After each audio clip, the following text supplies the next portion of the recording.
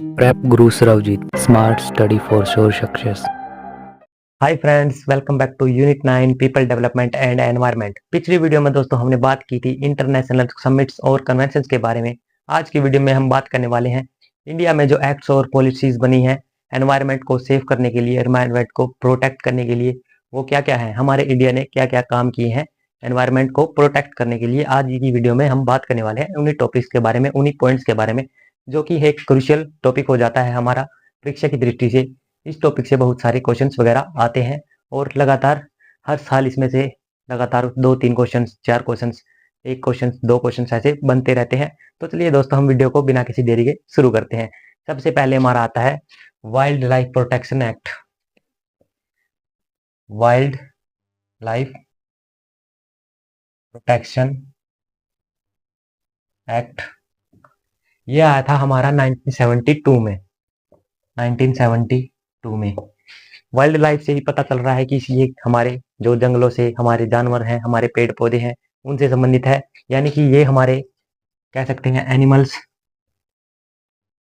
और बर्ड्स, इन सभी को प्रोटेक्ट करने के लिए ये एक्ट आया था, वाइल्ड लाइफ प्रोटेक्शन एक्ट 1972 का। इसमें हम कह सकते हैं कि इसमें जो हमारे सेंचुरीज हैं और हमारे सेंचुरीज, यानी कि हिंदी में हम क्या कहेंगे, इन्हें अभ्यारण्य कहेंगे।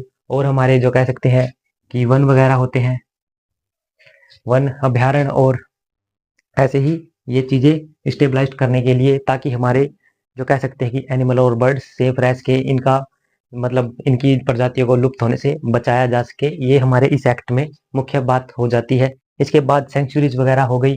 सेंचुरीज के बाद हम कह सकते हैं इसी के बाद, इसी के प्रभाव से, इसी के इफेक्ट से 1973 में प्रोजेक्ट टाइगर आया था। प्रोजेक्ट टाइगर, इसका मुख्य काम था जो हमारे बर्ड्स हैं, हमारे जो एनिमल्स हैं, उनकी सेफ्टी करना, उनको सेव करना, ये इनकी मुख्य बातें थी। ये इस टॉपिक से क्वेश्चंस आते हैं, यही मेन पॉइंट्स हैं। आप इन्हें नोट करना चाहें तो कर लीजिए, हम इसके बाद इसे मिटा देते हैं। इसके बाद दोस्तों हमारा नेक्स्ट टॉपिक आता है, इसी के बाद वाटर वाटर एक्ट, वाटर से संबंधित एक्ट। वाटर यानी कि कन्वेंशन, या सॉरी, प्रोटेक्शन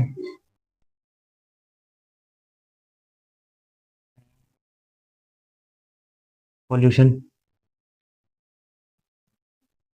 से बचाव के लिए एक्ट आया था। ये हमारा वाटर से संबंधित एक्ट आया था, ये 1974 में ये एक्ट आया था। इस एक्ट का यही नाम होता है, वाटर प्रोटेक्शन एक्ट 1974, ऐसे नाम करके ये पूछ लिया जाता है। वाटर से संबंधित है, सीधा पता चल रहा है। जो हमारा पोल्यूशन होता है, वाटर पोल्यूशन, वाटर पोल्यूशन को कम करने के लिए, वाटर पोल्यूशन कम करने के लिए, और हम कह सकते हैं वाटर सेव करने के लिए, ये सभी इसकी पॉलिसीज हैं। जो हमारी नदियां हैं, हमारे झरने हैं, और जो हमारे कह सकते हैं कि जो हमारा समुद्र है, उसके पानी को ज़्यादा मतलब कह सकते हैं कि पोल्यूट न हो वो, और उसको सेव किया जा सके, आने वाली हमारी पीढ़ियों के लिए, जनरेशन के लिए उसे बचाया जा सके। इस एक्ट के अंदर यही आता है। और इसके बाद हम कह सकते हैं हमारा नेक्स्ट टॉपिक आता है, इसी में यही बातें आती हैं। इसके बाद हमारा नेक्स्ट टॉपिक देखते हैं हम। इसी के साथ दोस्तों हम कह सकते हैं एक और चीज में देखने को मिलती है हमारी, वो कह सकते हैं हमारा CPCB, और हमारा कह सकते हैं SPCB। SPCB ये हमारा हो गया सेंट्रल पोल्यूशन कंट्रोल बोर्ड, और ये हमारा हो गया स्टेट पोल्यूशन कंट्रोल बोर्ड। इन बोर्ड्स की स्थापना की गई थी इस एक्ट के बाद, वाटर वाले एक्ट के बाद। वाटर वाले जो हमारा water prevention and control of pollution act था, उसके तहत इसकी स्थापना की गई थी। यानी कि ये पहला बड़ा लॉ था वाटर से संबंधित, वाटर सेव करने से संबंधित, ये पहला बड़ा लॉ बनाया गया था। इसके बाद हमारा कह सकते हैं नेक्स्ट हमारा आता है forest prevention act, forest conservation act, forest conservation act. ये हमारा 1980 में आया था। 1980 में ये एक्ट आया था, फॉरेस्ट से संबंधित है। ये सीधा पता चल रहा है। यानी कि जो हमारे फॉरेस्ट हैं, फॉरेस्ट में अगर कोई भी मतलब हमें कोई भी चीज़ करनी है और फॉरेस्ट से संबंधित मतलब फॉरेस्ट में कोई भी हमें कुछ बनाना है, कोई भी इंडस्ट्री वगैरह लगानी है, तो उससे पहले हमें सेंट्रल गवर्नमेंट का फरमान लेना पड़ेगा, उसकी परमिशन लेनी पड़ेगी, उसके बाद ही हम वहाँ कुछ कर सकते हैं। फॉर एग्जांपल हमें कोई रोड निकालना है, कोई इंडस्ट्री वगैरह मतलब लगानी है, तो उसके लिए हमें पहले सेंट्रल गवर्नमेंट की परमिशन लेनी होगी। ये इसके अंडर आता है। और इसके बाद हमारा नेक्स्ट जो आता है, नेक्स्ट हमारा आता है एयर से संबंधित। एयर से संबंधित था, एयर प्रिवेंशन। वाटर वाले में भी यही आएगा। मैंने शायद आपको प्रोटेक्शन लिख दिया था, कह सकते prevention and control of pollution act. ये हमारा आया था 1981 में। हमारे एयर से संबंधित, एयर की साफ सफाई से संबंधित ये एक्ट बनाया गया था। इसके बाद हम कह सकते हैं इसमें और क्या है कि जो भी मतलब कह सकते हैं मोटर व्हीकल्स होते हैं, जितने भी व्हीकल्स होते हैं, उनके लिए मानदंड बनाए गए थे, उनके लिए नॉर्म्स बनाए गए थे, जिसके तहत उनका एक लेवल बना दिया गया था। और इंडस्ट्रीज वगैरह की जो कहते हैं, इंडस्ट्रीज में जितना भी पोल्यूशन वगैरह होता है, उनके लिए भी कुछ मानदंड बना दिए गए थे कि भाई इससे ज़्यादा अगर आपने पोल्यूशन किया तो मतलब आपको भुगतान करना पड़ेगा, आपको दिक्कतें उठानी पड़ सकती हैं, आपके ऊपर बैन भी लगाया जा सकता है। ऐसी सब चीज़ें इस एयर पोल्यूशन वाले एक्ट के अंतर्गत आ गई थी। 1981 में आया था ये एक्ट। इसके बाद हमारा नेक्स्ट जो आता है वो हमारा आता है नेशनल एनवायरमेंट एक्ट। ये हमारा आया था 1986 में, जो कि हमारी भोपाल गैस स्ट्रेटजी हुई थी 1984 में हुई थी।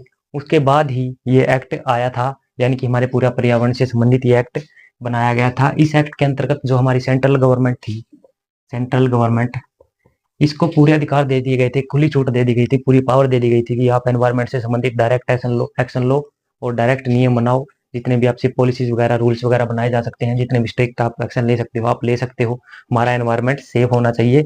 इसके अंतर्गत ये हमारे मुख्य बात आ गई थी। और 1986 में ये आया था, ये हम कह सकते हैं इसमें ये मुख्य बात है। और इसके बाद हमारा जो कह सकते हैं हमारी नेशनल फॉरेस्ट पॉलिसी, ये हमारी आई थी 1986 में, 1988 में आई थी। हमारी पॉलिसी आई थी, जो फॉरेस्ट पॉलिसी आई थी। इसके अंतर्गत हमारा कह सकते हैं कि जो 33% हमारा भारत का जो हिस्सा है वो मतलब वनों को रूप में बदलना चाहिए, यानी कि हमारा फॉरेस्ट होना चाहिए 33% हमारे पूरे देश का हिस्सा जितना भी होता है। और इसमें जो कह सकते हैं कि जो लोग हैं, लोगों को प्रोत्साहित करना चाहिए कि वो भी पेड़ पौधे लगाएं और हमारा फॉरेस्ट बच सके। और कह सकते हैं कि कम्युनिटी होती हैं, जो कम्युनिटीज, उनको भी प्रोत्साहित किया जाना चाहिए, जिससे कि हमारा फॉरेस्ट लगातार बना रहे। और इसे हम कह सकते हैं कि सोशल फॉरेस्ट्री करनी चाहिए, जिससे कि लगातार प्रभाव बना रहे हमारा, जो हम एनवायरनमेंट है वो लगातार प्रोटेक्ट हो सके, वो सेफ हो सके। आप इन्हें नोट करना चाहें तो कर लीजिए। इसके बाद हम साफ कर लेते हैं। इसके बाद एक और इम्पोर्टेंट पॉइंट हमारा यहाँ पर आता है, जो कि हमारा होगा एनजीटी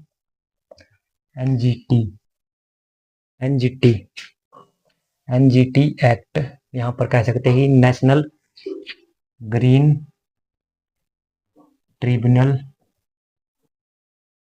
ये हमारा आया था 2010 में ये हमारा आया था। इसके अंतर्गत कह सकते कि जो हमारा नेशनल ग्रीन ट्रिब्यूनल है 2010 वाला, इसके अंतर्गत कैसे कि जो मतलब एनवायरनमेंट से संबंधित डिस्प्यूट्स हैं, जितने भी विवाद हैं, जितनी भी समस्या है, उनको सुलझाने के लिए, उनको समझने के लिए ये एक्ट आया था 2010 में। इसके बाद ही हमारा एनजीटी बना था, एनजीटी यानी कि नेशनल ग्रीन ट्रिब्यूनल बना था। ये जो नेशनल ग्रीन ट्रिब्यूनल है, ये हमारे एनवायरनमेंट से संबंधित जितने भी समस्या हैं उनके लिए फास्ट जो कह सकते हैं डिसीजन लेता है, लगातार डिसीजन लेता है, यानी कि एक ये स्पेशल कोर्ट हो गया हमारे एनवायरनमेंट से संबंधित। तो ये था हमारा आज का टॉपिक, जो कि बहुत ही क्रूशियल टॉपिक है, इससे क्वेश्चंस बनते ही बनते हैं। इस टॉपिक को आप अच्छे से कीजिएगा ताकि आपका कोई भी क्वेश्चन ना छूटे। अगर आपको वीडियो हेल्पफुल लगी हो तो वीडियो को लाइक, शेयर और सब्सक्राइब जरूर करें। थैंक यू दोस्तों। Prep Guru Sarvjeet, smart study for sure success.